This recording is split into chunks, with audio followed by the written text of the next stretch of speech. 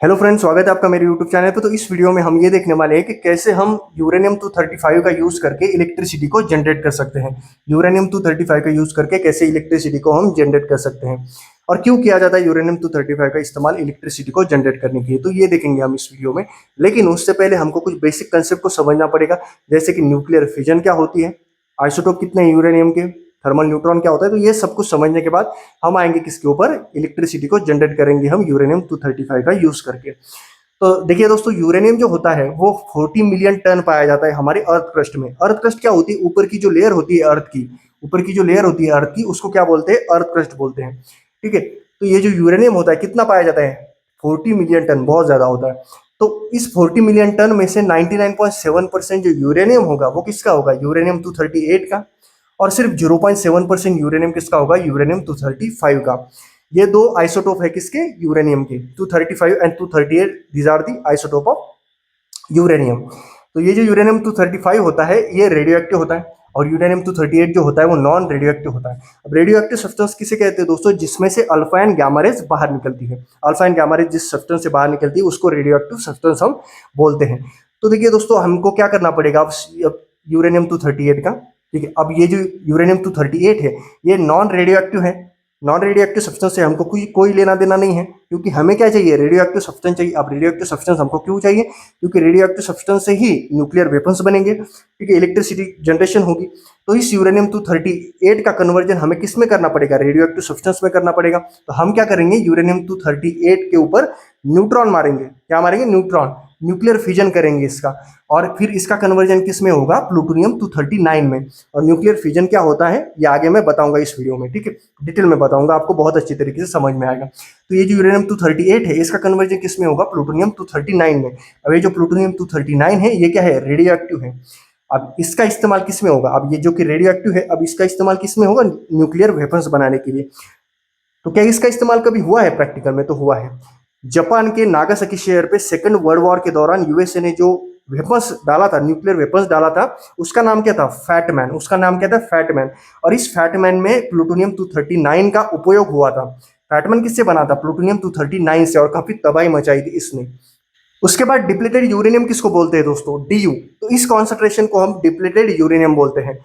Uranium 235 को ले लो 0.1%, और यूरेनियम 238 को ले लो 99%। 0.1% कॉन्सेंट्रेशन किसका लेना है? यूरेनियम 235 का। और 99.9% क्या लेना है हमको? यूरेनियम 238। इन दोनों को मिक्स कर दो, क्या बनेगा? डिप्लेटेड यूरेनियम बनेगा। ठीक है, दो मसालों को मिला लो, क्या बनेगा? डिप्लेटेड यूरेनियम बनेगा। तो इस डिप्लेटेड यूरेनियम का यूज क्या है दोस्तों? तो देखिए दोस्तों, इसका इस्तेमाल है मिलिट्री बुलेट्स में। इस डिप्लेटेड यूरेनियम की जो बुलेट्स होती है इसका इस्तेमाल किया जाता है स्पेशल मिलिट्री ऑपरेशंस में। सिंपल जो ऑपरेशंस होती है मिलिट्री ऑपरेशंस, उसमें इसका इस्तेमाल नहीं होता है। पुलिस की जो गन्स होती है इसमें इसका इस्तेमाल नहीं होता। स्पेशल मिलिट्री ऑपरेशंस में ही इसका इस्तेमाल होता है। इसकी जो पेनेट्रेटिंग पावर होती है इस डिप्लेटेड यूरेनियम की बुलेट्स की वो काफी ज्यादा होती है। मतलब टैंक जो होते हैं, टैंक की जो मोटी परत होती है उसको भी छेद के अंदर की जो टेररिस्ट है या फिर दूसरे देश की जो सोल्जर्स है उनको मार सकती है ये डिप्लेटेड यूरेनियम की बुलेट्स। अंदर घुस के, टैंक के अंदर घुस के, इतनी खतरनाक इसकी पेनेट्रेटिंग पावर होती है। तो कौन किसने इसका इस्तेमाल किया था? मैं एग्जांपल देके बताता हूँ। यूएसए ने इसका इस्तेमाल किया था। कहाँ पे किया था? सीरिया में। किसके खिलाफ? आईसिस के टेररिस्ट के खिलाफ में। तो ये जो आईसिस के टेररिस्ट है ऐसे टैंक से जा रहे थे, ऊपर किसका एयरक्राफ्ट था? ऊपर था यूएसए का एयरक्राफ्ट। और उस यूएसए के जो एयरक्राफ्ट थे उसमें से क्या निकले थे? डिप्लेटेड यूरेनियम की बुलेट्स। और ये जो बुलेट्स है वो फिर टैंक के अंदर बैठे जो टेररिस्ट है उनके अंदर घुस गई, टैंक को चीरते हुए अंदर गई और टेररिस्ट को मार डाला। ठीक है। तो इतनी खतरनाक इसकी पेनेट्रेटिंग पावर होती है इस डिप्लेटेड यूरेनियम की बुलेट्स की। अब हम देखेंगे दोस्तों कि न्यूक्लियर फिजन रिएक्शन क्या होती है। न्यूक्लियर फिजन रिएक्शन क्या होती है? ठीक है, न्यूक्लियर फिजन रिएक्शन क्या होती है? तो सबसे पहले हमको लेना है दोस्तों न्यूक्लियस। किसका लेना है न्यूक्लियस? यूरेनियम 235 का। यूरेनियम 235 का ही क्यों न्यूक्लियस लेना है हमको? क्योंकि यूरेनियम 235 रेडियो एक्टिव है, और रेडियो एक्टिव सब्सटेंस में ही न्यूक्लियर फिजन हो सकता है। ठीक है, रेडियो एक्टिव सब्सटेंस में ही न्यूक्लियर फिजन हो सकता है। उसकी वजह से हमको किसका न्यूक्लियस लेना है? यूरेनियम 235 का। ठीक है। अब इस यूरेनियम 235 के न्यूक्लियस के ऊपर हमको क्या अटैक करना है? ठीक है, हमको क्या बम्बार्ड करना है? Thermal neutron.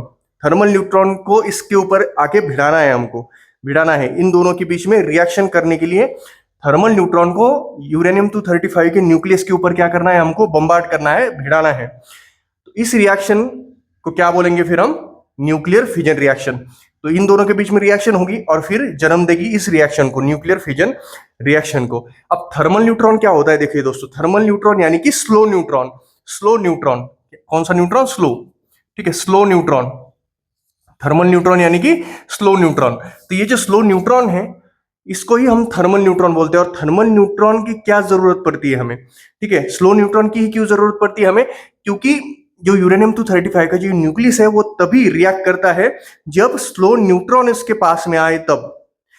तो जब स्लो न्यूट्रॉन होगा तभी इन दोनों के बीच में रिएक्शन होगी। अगर ये फास्ट रहेगा, ये जो न्यूट्रॉन है ये एकदम फास्ट रहेगा, तो इन दोनों के बीच में रिएक्शन नहीं होगी।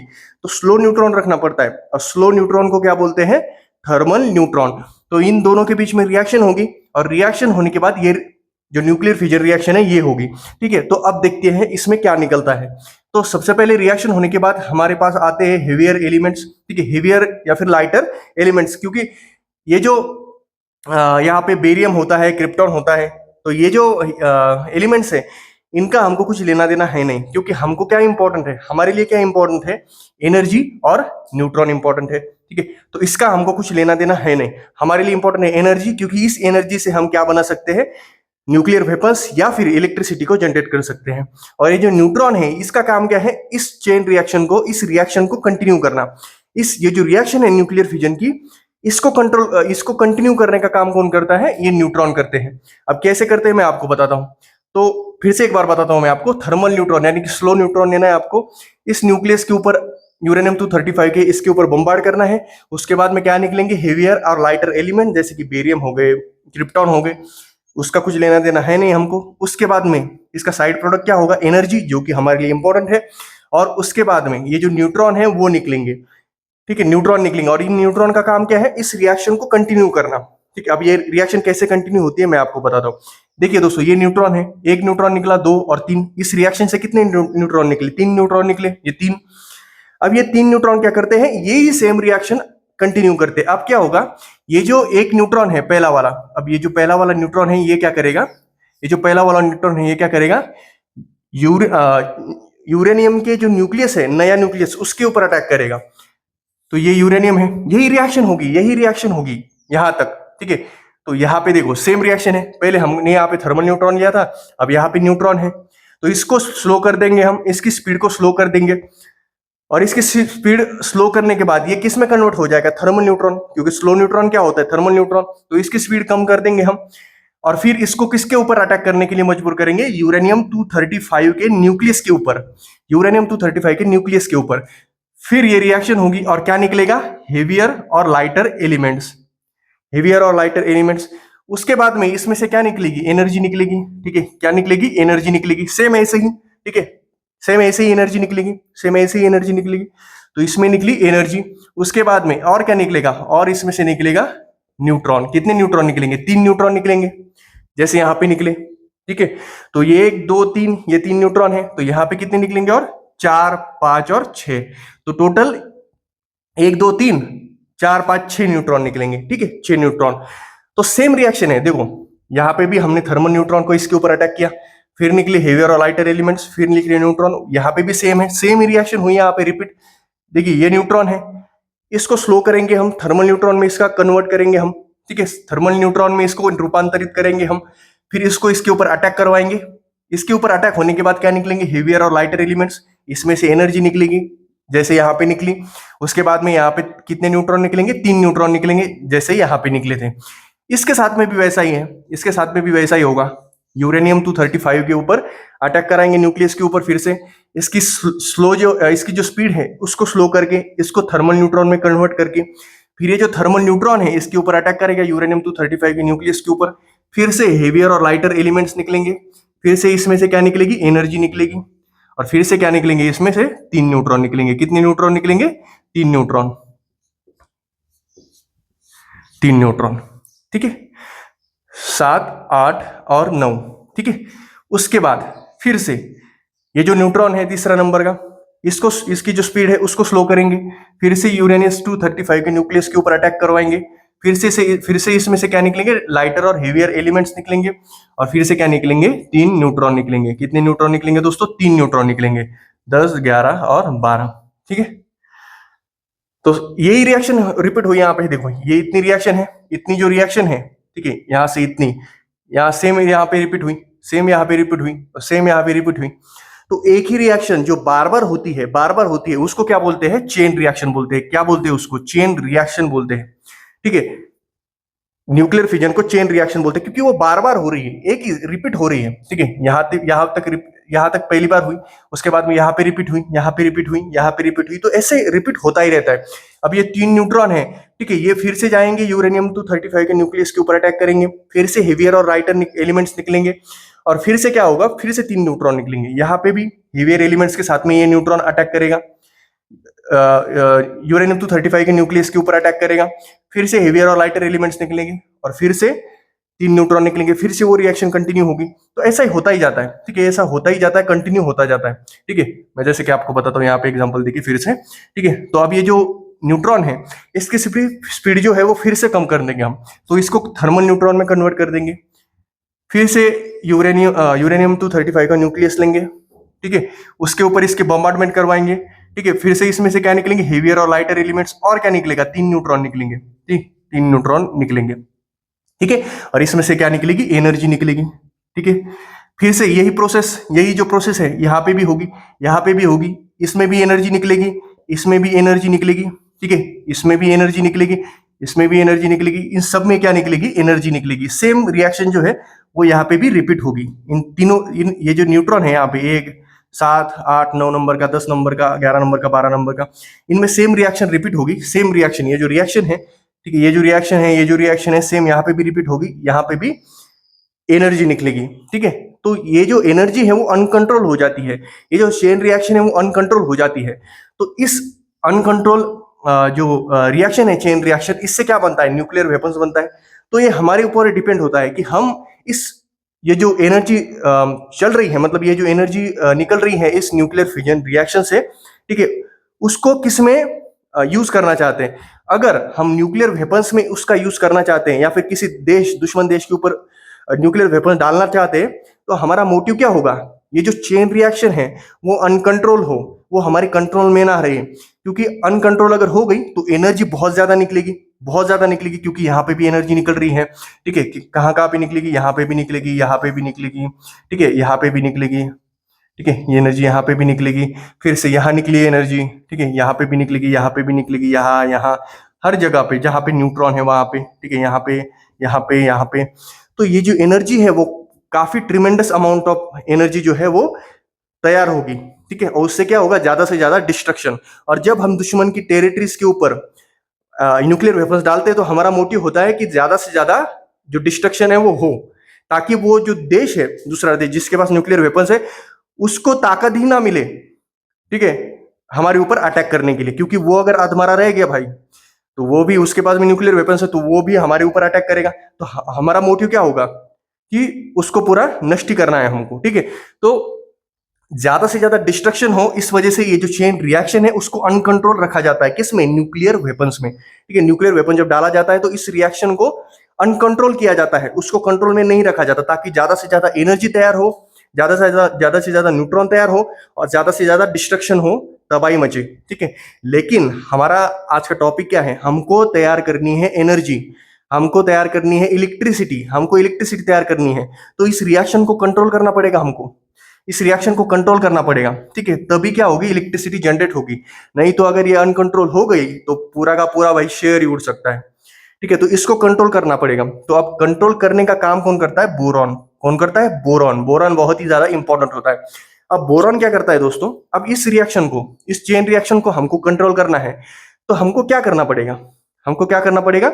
ये जो न्यूट्रॉन बन रहे हैं ज्यादा, ठीक है, 1, 2, 3, 4, 5, 6, 7, 8, 9, 10, 11, 12, ये जो न्यूट्रॉन बन रहे हैं इसको कंट्रोल करना पड़ेगा। इसको कंट्रोल अगर कर दिया तो ये जो न्यूट्रॉन है आगे जाके चेन रिएक्शन को, आगे जाके चेन रिएक्शन को मतलब जन्म ही नहीं देंगे, आगे चल के चेन रिएक्शन को जन्म ही नहीं देंगे न्यूट्रॉन। ठीक है, तो हमको क्या करना पड़ता है? इस न्यूट्रॉन को कंट्रोल करना पड़ता है।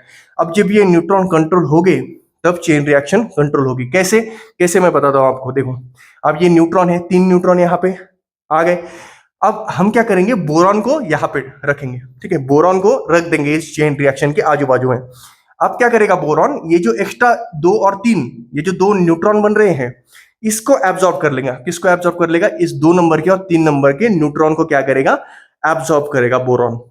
अब ये गायब हो गए फिर, ठीक है, क्योंकि एब्जॉर्ब कर लिया बोरॉन ने। अब ये अगर गायब हो गए, ये 2 न्यूट्रॉन अगर गायब हो गए, ठीक है, तो ये कैसे होगा, ये रिएक्शन ही नहीं होगी, क्योंकि न्यूट्रॉन ही यही रिएक्शन करवा रहा है, ठीक है। न्यूट्रॉन ने ही इस न्यूक्लियस यूरेनियम 235 के न्यूक्लियस के ऊपर अटैक करके इस चेन रिएक्शन को जन्म दिया था, इस चेन रिएक्शन को और इस चेन रिएक्शन को। लेकिन हमने न्यूट्रॉन को ही गायब कर दिया, हमने न्यूट्रॉन को ही गायब कर दिया, तो ये तो रिएक्शन होगी नहीं, ठीक है, ये तो रिएक्शन होगी नहीं, ठीक है, तो ये रिएक्शन गायब हो गई, तो ये रिएक्शन गायब हो गई। तो अब बचा क्या, अब बचा क्या, सिर्फ ये न्यूट्रॉन।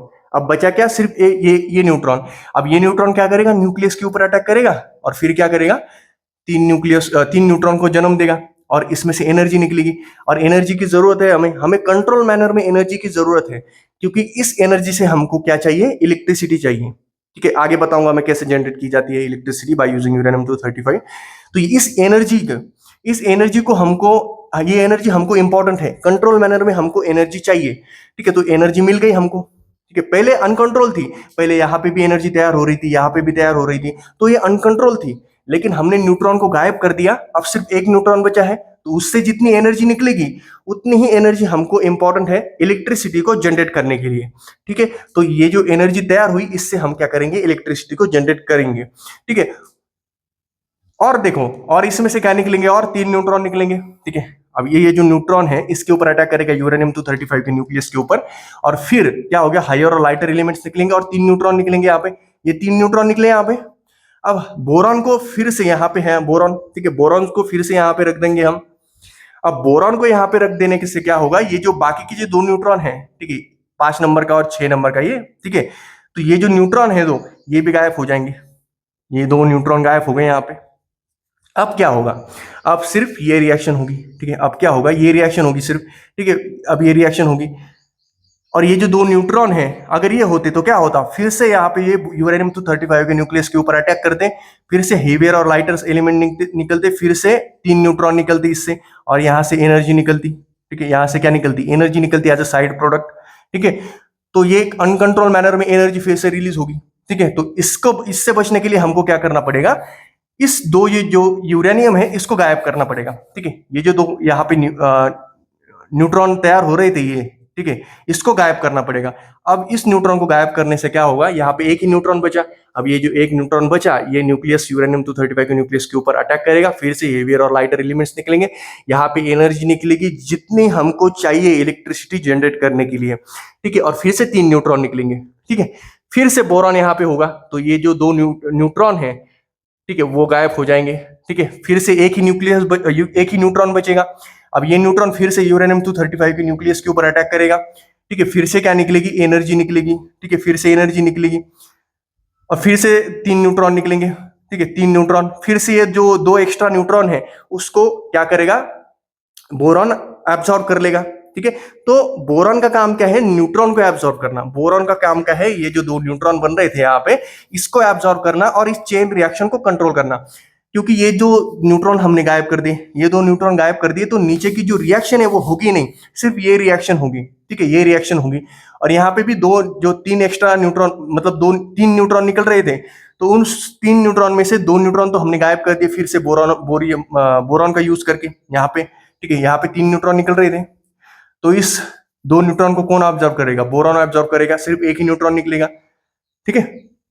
तो ये जो एनर्जी है वो कंट्रोल मैनर में तैयार होगी, और न्यूट्रॉन भी कंट्रोल मैनर में, ठीक है, रिएक्शन करेगा यूरेनियम 235 के न्यूक्लियस के साथ में।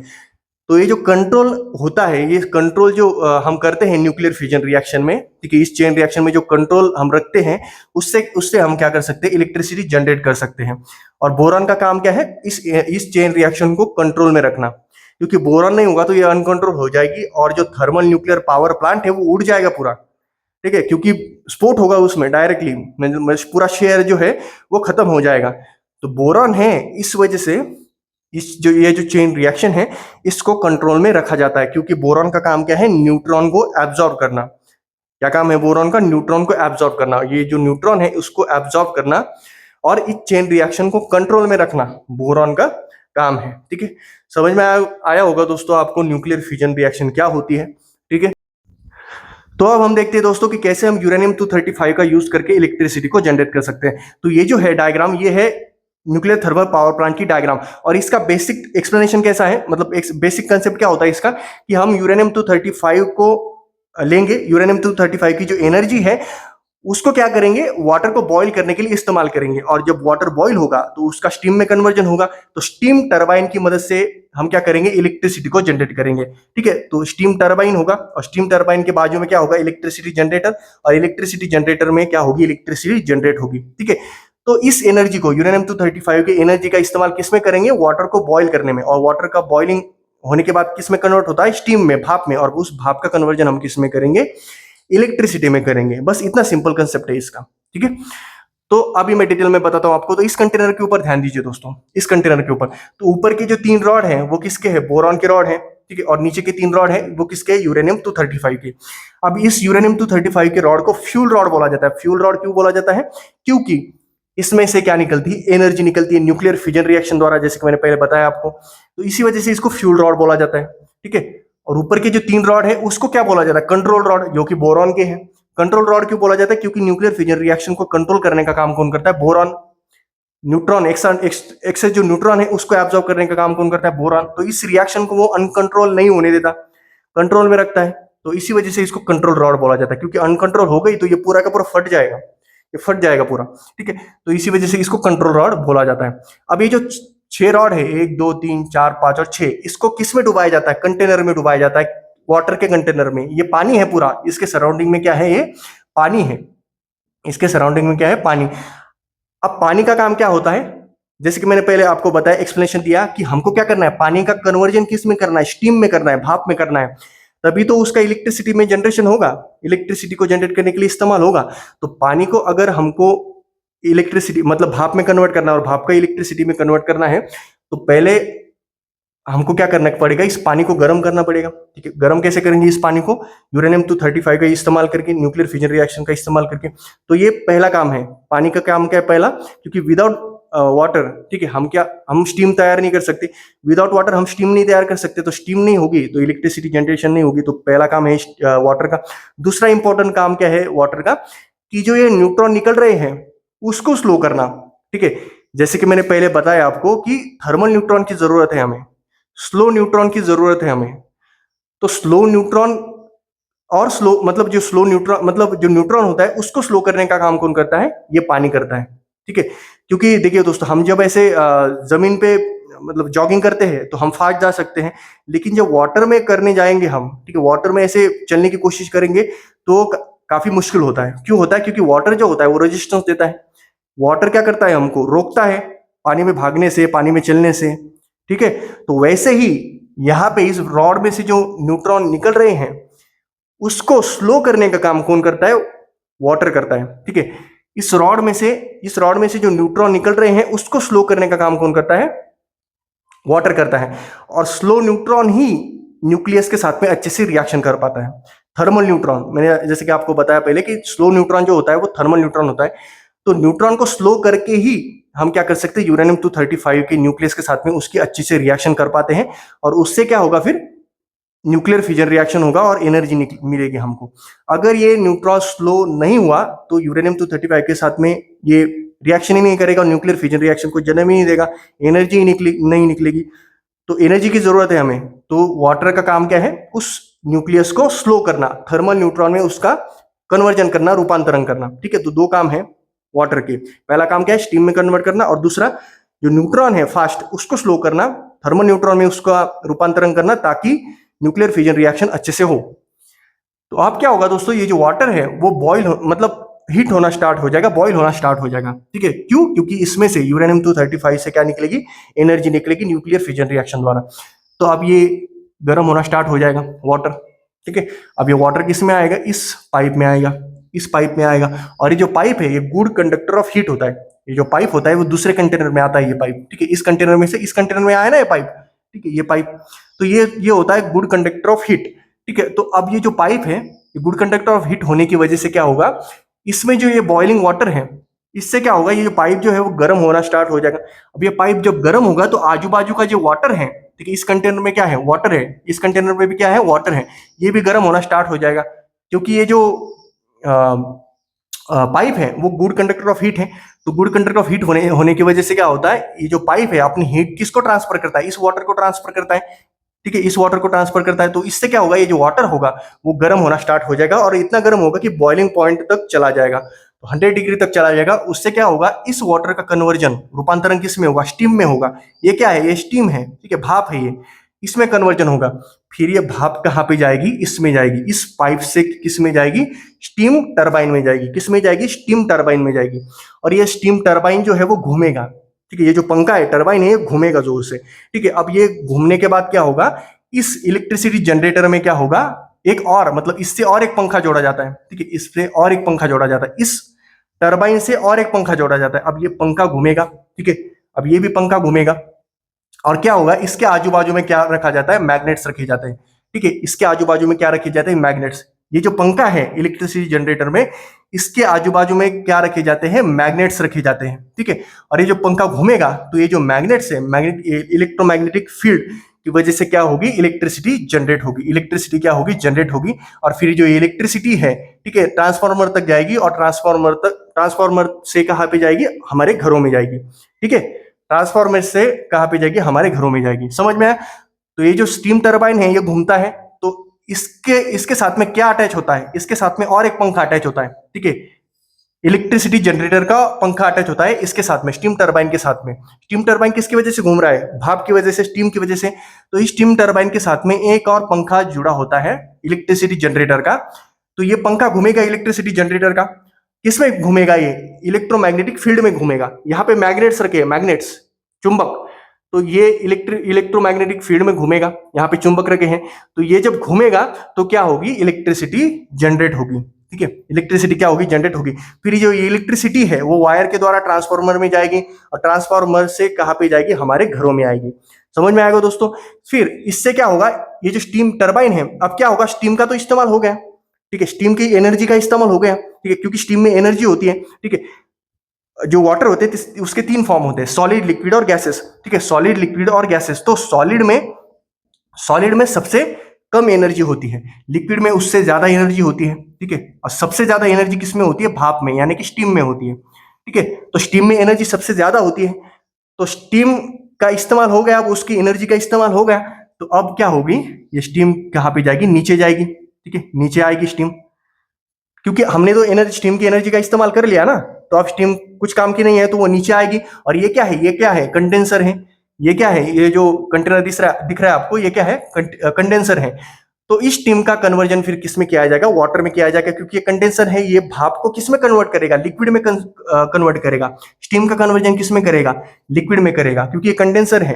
तो ये जो स्टीम आ रही है इसमें से, इसका कन्वर्जन यहां तक आते आते किस में होगा, लिक्विड में होगा। फिर ये लिक्विड जो है वो किस में चला जाएगा, फिर से इस कंटेनर में चला जाएगा। और जो वाटर है, पानी है, उसका जो मतलब वे नहीं होगा, ठीक है, वाटर जो है वो वेस्ट नहीं होगा, क्योंकि ये जो रिसाइकल हो रहा है ना, ये मतलब ये स्टीम आई इसके अंदर कंडेंसर में, यहां तक आते आते ये स्टीम का कन्वर्जन किस में हुआ, वाटर में हुआ। और ये जो वाटर है फिर से इसमें, इस कंटेनर में चला जाएगा। तो वाटर का जो वेस्टेज है, वेस्ट नहीं होगा वाटर, ठीक है। तो इसको ये रिसाइकल हम कर सकते हैं, ठीक है, पुनः जो इस्तेमाल इस वाटर का हो सकता है। तो ये काम होता है हमारे कंडेंसर का, ठीक है दोस्तों। तो फिर से बताता हूं मैं आपको, ये जो स्टीम है वो यहां से चली गई, यहां तक आ गई इस स्टीम टरबाइन में। स्टीम टरबाइन घूमेगा तो इस स्टीम टरबाइन के साथ में, इस चक्के के साथ में और एक चक्का जुड़ा होगा इलेक्ट्रिसिटी जनरेटर का। तो ये चक्का घूमेगा किस में, इलेक्ट्रोमैग्नेटिक फील्ड में, क्योंकि यहाँ पे मैग्नेट्स हैं, यहाँ पे क्या है, यहाँ पे मैग्नेट्स है, ठीक है। और फिर इसमें इलेक्ट्रिसिटी जनरेट होगी और फिर ये जो इलेक्ट्रिसिटी है वो वायरों के द्वारा ट्रांसफार्मर में भेजी जाएगी और ट्रांसफार्मर से हमारे घरों में भेजी जाएगी, ठीक है। समझ में आया दोस्तों, ठीक है। वाटर का काम क्या है, मैंने आपको बताया। वाटर का काम क्या है, खुद को स्टीम में कन्वर्ट करना और जो न्यूट्रॉन है उसको स्लो करना, ताकि यूरेनियम 235 के न्यूक्लियस के साथ में वो अच्छे से रिएक्शन कर पाए, ठीक है। तो ये बेसिक इसका मतलब ये ढांचा है, मतलब ऐसा होता है थर्मल न्यूक्लियर पावर प्लांट में, ठीक है। होप यू अंडरस्टैंड दोस्तों, ठीक है। उसके बाद में ये जो फ्यूल रॉड होता है, ठीक है, ये एक जो फ्यूल रॉड होता है, एक फ्यूल रॉड यहाँ पे कितने हैं, 3, तो इसमें से एक, ठीक है, कोई भी एक, इसकी लाइफ एक्सपेक्टेंसी क्या होती है, मतलब ये कितने सालों तक चलता है, 4 से 5 साल तक चलता है। कितने साल तक चलता है, 4 से 5 साल तक, ठीक है, काफी ज्यादा होती है इसकी लाइफ एक्सपेक्टेंसी, ठीक है। फिर इसका मतलब पीरियड चला जाता है, फिर से नए फ्यूल रॉड को हम लाते हैं और इलेक्ट्रिसिटी को जनरेट किया जाता है, ठीक है दोस्तों। सो होप यू अंडरस्टैंड कि ये कैसे वर्क करता है। आज के जो मॉडर्न न्यूक्लियर वेपन्स है, न्यूक्लियर वेपन्स वो कितने ताकतवर है, इसके बारे में मैं आपको एग्जांपल देके बताता हूँ। तो स्टार बॉम्बा नाम का एक न्यूक्लियर वेपन्स बनाया था यूएसएसआर ने 1961 में। यूएसएसआर मतलब आज का रशिया। तो यूएसएसआर ने 1961 में न्यूक्लियर वेपन्स बनाया था स्टार बॉम्बा नाम का। तो ये जो स्टार बॉम्बा नाम का न्यूक्लियर वेपन्स है, ठीक है, वो 3300 टाइम्स स्ट्रॉन्गर है हिरोशिमा से। तो हिरोशिमा पे जो न्यूक्लियर वेपन्स डाले थे यूएसए ने उससे 3300 टाइम्स गुना ज्यादा स्ट्रॉन्ग कौन सा है, स्टार बॉम्ब, ठीक है। और ये किसने बनाया था, यूएसएसआर ने 1961 में। तो सोच सकते हो दोस्तों कि अगर ये फूटा तो कितनी तबाही मचा सकता है। और ऐसे कितने हजारों जो न्यूक्लियर वेपन्स है वो आज हमारे दुनिया में है। इंडिया के पास में, पाकिस्तान, चाइना के पास में है, ब्रिटेन के पास में, यूएसए के पास में, रशिया के पास में है। तो अगर ये फूट गए पूरे के पूरे तो दुनिया जो है वो खत्म हो सकती है। मतलब आज दुनिया भर में इतने न्यूक्लियर वेपन्स है कि पृथ्वी जो है वो 10 बार खत्म हो सकती है, ठीक है दोस्तों। तो आज के लेक्चर के लिए बस इतना ही, मिलते हैं अगले लेक्चर में।